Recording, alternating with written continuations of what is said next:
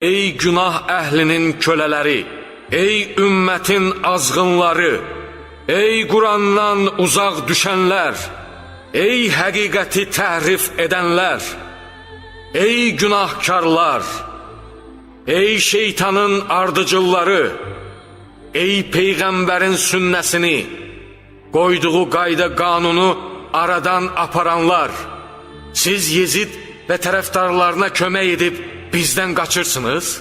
Bəli, Allaha and olsun ki, məkr və hilə sizin ən bariz xüsusiyyətlərinizdəndir ki, damar və kökləriniz onun üzərində boyatmış, budaq və gövdələriniz onunla örtülmüşdür. Siz bağbanın boğazında qalan, amma zalım və qəsbkarlar üçün dadlı olan çirkli bir meyvə kimisiniz.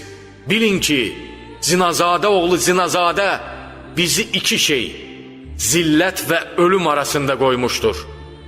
Zillət isə bizdən uzaqdır.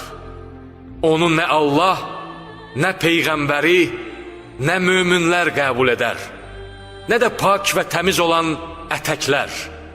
İzzəti və nəfsi olan şəxslər alçaq şəxslərə itaəti şəhadətdən üstün görməzlər. Bilin ki, mən sayımızın azlığına və köməkçilərimizin də kömək etməməsinə baxmayaraq, ailəmlə birlikdə məqsədimə nail olmaq üçün yoluma davam edəcəm.